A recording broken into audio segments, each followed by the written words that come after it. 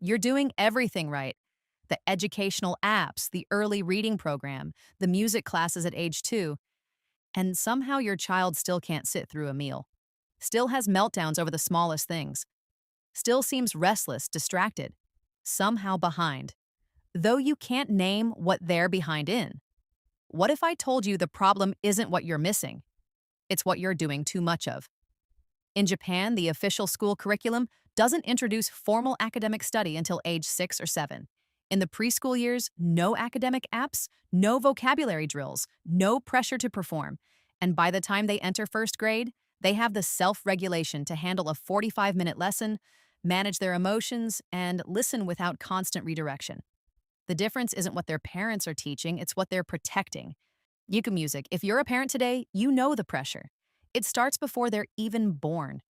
Music, the brain-building playlists, the black and white contrast cards, the developmental milestone the music charts that make every month feel like a test you might be failing. And then they arrive and the pressure intensifies. Is she talking yet? Is he walking? Music? Should we start letters, numbers, a second language? There's this unspoken message everywhere you look. Intelligence is something you install early and often. And if you don't start now, you're already behind. So you download the apps, you buy the workbooks, you turn playtime into lesson time because idle time feels like wasted time. And here's the coolest part. You're exhausted. Your child music is overstimulated. And you both feel like you're failing, but you're not failing. And you've just been solving the wrong problem. Because here's what the research actually shows and what Japanese parents have understood for generations. Music, more stimulation doesn't build smarter brains. In fact, the wrong kind of stimulation does the opposite. It fractures attention. It dysregulates the nervous system. It mistakes activity for development. Music. Real intelligence, the kind that lasts, the kind that matters, doesn't begin with teaching. It begins with something invisible, something that happens long before academics ever enter the picture. It begins with brain readiness, something that can't be purchased or accelerated, only protected. Let me show you how. Think about building a house. Music. You can't construct the second floor while the foundation is still shifting. It develops from the bottom up. First, the develops from the bottom up. First, the brainstem, breathing, heartbeat, survival. Then the limbic system, music, emotion, attachment, stress response. And finally, years later, the prefrontal cortex, reasoning, focus, planning, all the things we think of as intelligence. Music. But the piece almost everyone misses.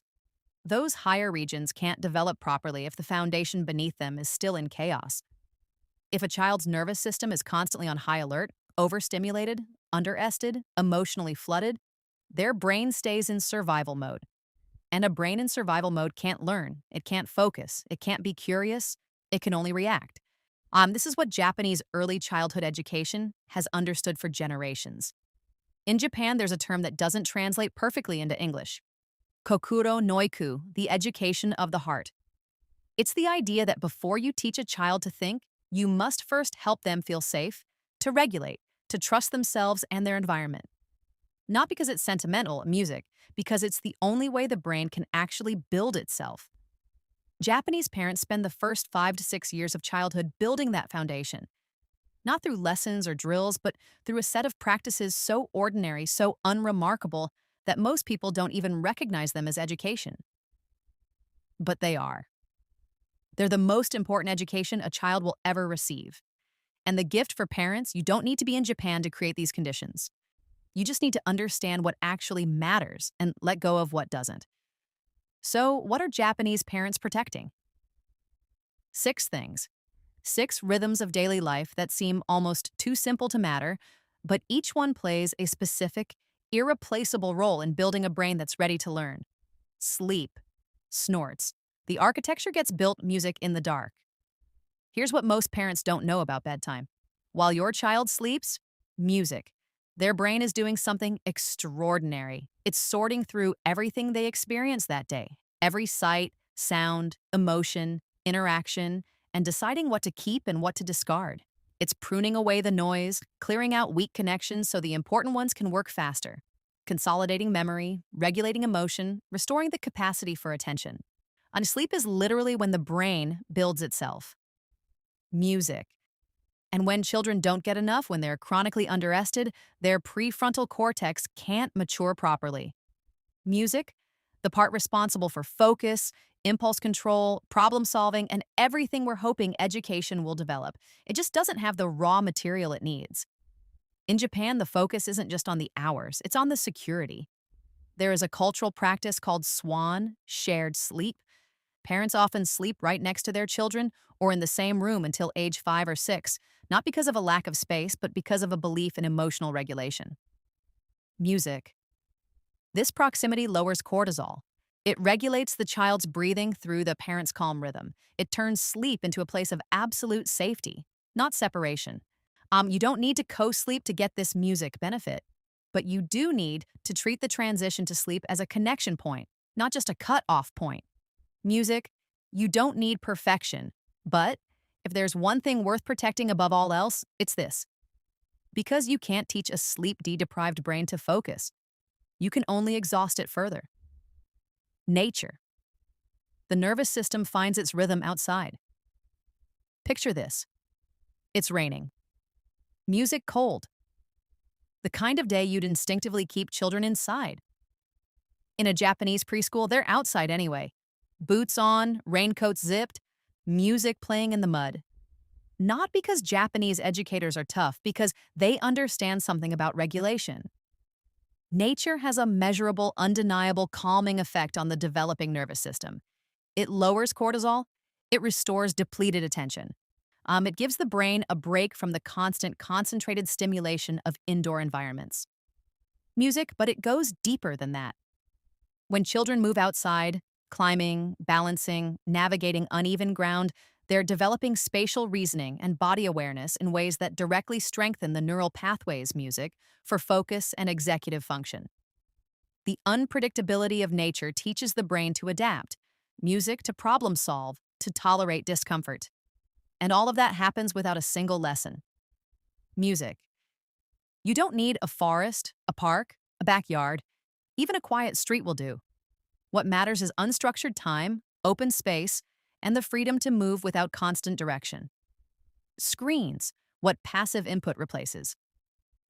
Japanese early childhood education keeps screens almost entirely out of the classroom. Not because they're anti-technology, because they understand what screens replace. For a child under 3, every hour spent in front of a screen is an hour not spent in face-to-face music interaction. Not moving their body through space, not manipulating objects with their hands, not hearing the natural rhythm of human conversation. Screens offer passive input, and passive input doesn't build the brain the same way active engagement does. The research is unambiguous. Early screen exposure is linked to delays in language development, attention, and emotional regulation. Not because screens are evil, but because they bypass the process the brain needs to organize itself. Real learning happens through interaction, through responsive faces, through touch, movement, trial, and error. Japanese parents aren't extreme about this, but they are intentional. Delay as long as you can.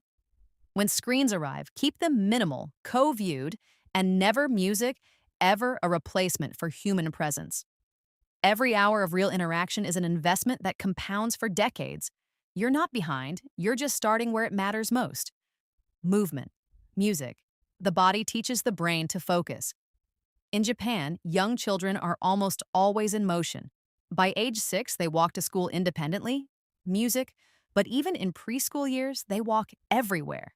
Daily excursions called sampo are a non-negotiable part of the curriculum. They climb, run, balance. Music. They're not expected to sit still for long stretches. And this isn't just about burning energy. This is where it gets interesting. Complex whole body movement activates the vestibular system and the cerebellum. And these are the exact same parts of the brain that coordinate attention and executive function. Children who move more can focus better, regulate music better, solve problems better. The body doesn't just carry the brain around, the body teaches the brain. Music. And when you restrict movement, you restrict cognitive development. Japanese preschools build this intentionally. Traditional dance, climbing structures, cooperative physical games. For you, it's simpler.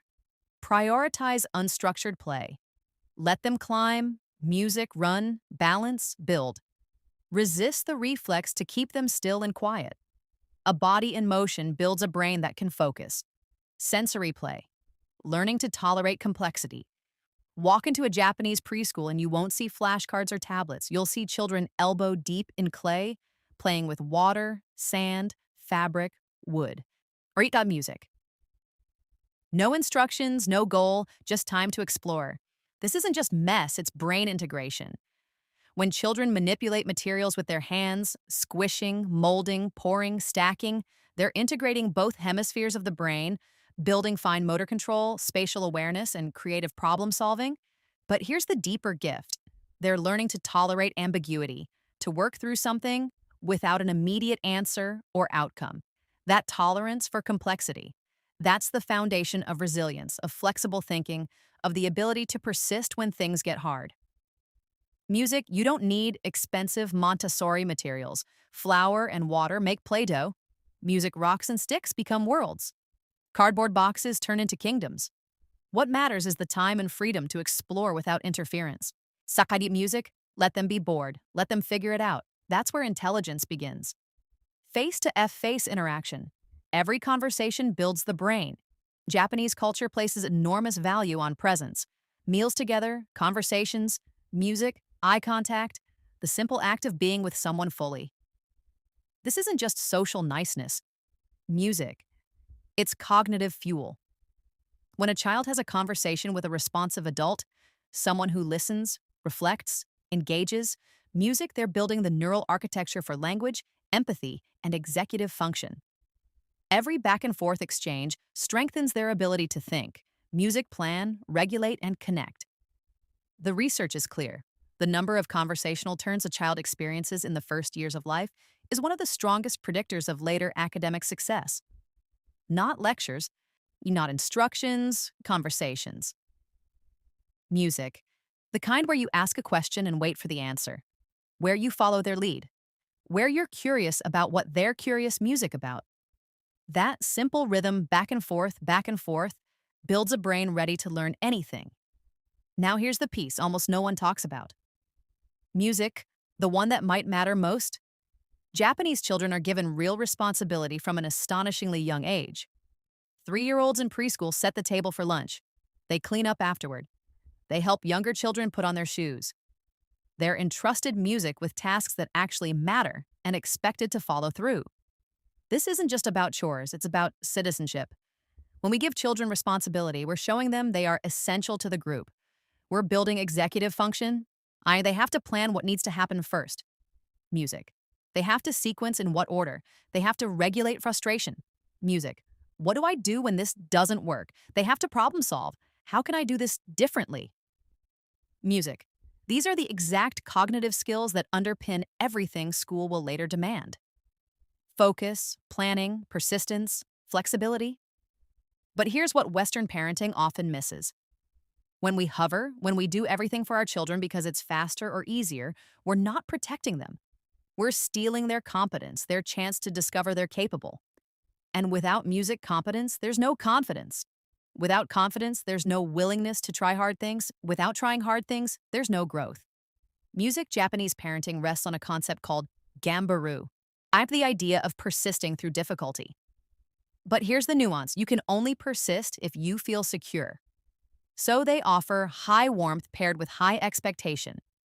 Children are given freedom within structure, music, autonomy within boundaries, a responsibility that matches their growing ability.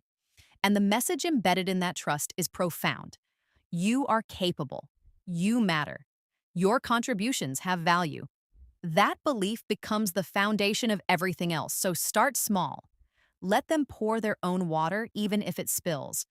Let them dress themselves even if it takes 3 times longer. Music. Let them try to solve the problem before you swoop in with the answer. Trust them not because they'll get it perfect, but because trying and failing builds the brain in ways success never can. Competence comes from being trusted to music, be competent. And intelligence follows competence like a shadow. This is where it gets hard. Japanese children attend preschool from age 3 or 4, but they don't start formal academics until age 6 or 7. No early reading programs, no phonics at 4, no worksheets in preschool. And yet, music, and this is the part that should make every anxious parent pause. Japanese students consistently rank in the global top 5 for math and music science. They outperform peers from countries that started academics 2, music 3, even 4 years earlier. The answer lies in brain maturity because brain maturity beats early drilling. The research bears this out again and again. Music, a 6-year-old whose nervous system is regulated, whose body has moved freely, whose sleep has been protected, and whose confidence has been built through real responsibility. That child will learn to read in a matter of months. An anxious 4-year-old pushed before their brain is ready might struggle for years. And worse, they might learn to associate learning with pressure, music, failure, and shame. The foundation determines everything. And I know the question that's sitting in your chest right now. What if my child falls behind? Here's the truth no one wants to say out loud. The children who are drilled early often burn out later. They hit 3rd or 4th grade and suddenly lose interest. They've been running on external pressure so long they never developed internal motivation. Music. Meanwhile, the children who spent early childhood playing, moving, and building their foundation, they're just getting started. Japanese parents aren't worried about whether their 5-year-old knows the alphabet. They're asking different questions. Music, is my child's nervous system calm? Can they focus when something matters? Can they persist music through difficulty? Do they feel safe enough to be curious? Those are the variables that predict long-term success, not early test scores, not precocious performance. The calm child becomes the capable learner, and you can't rush calm. So here's what you have permission to release. You don't need to optimize every hour. You don't need the latest app, the smartest toy, the most enriching class. You don't need to compare your child's timeline to anyone else's. Music. You don't need to fear that doing less now means falling behind later, because your child's brain isn't a product you're building to specification. It's a garden you're tending. Music. And gardens grow in their own time, not yours. What you're protecting. Sleep, movement, nature, connection, responsibility, trust. These aren't luxuries you add when there's time. They're the essentials, the non-negotiables. Music. And here's the relief. They're not complicated. They don't cost money. They don't require expertise. Music. They require your presence, your patience, and your willingness to trust that slower, music steadier growth creates something that lasts. You already have everything your child's brain needs. You just needed permission to believe it. Intelligence isn't something you install. It's something you create the conditions for. It doesn't start with ABCs. It doesn't start with screens or classes or competitive preschools. Music. It starts with a nervous system that feels safe enough to be curious. A body that's moved freely through space. Music. A mind that's rested enough to organize itself. Japanese parents have known this for generations. And now, finally, neuroscience is catching up. So, if you take nothing else from this, take this. Your child doesn't need more. They need the right conditions, music. And you already have them. Sleep, movement, nature, presence or responsibility, trust. Do those things. Protect those things. And the intelligence will emerge not because you forced it, but because you made space for it. Music. Remember that child at the beginning, the one who can focus for 45 minutes? They aren't necessarily gifted. Music. They are simply regulated, and because they are regulated, they are ready, and that could be your child. Not because you did more, because you protected what mattered.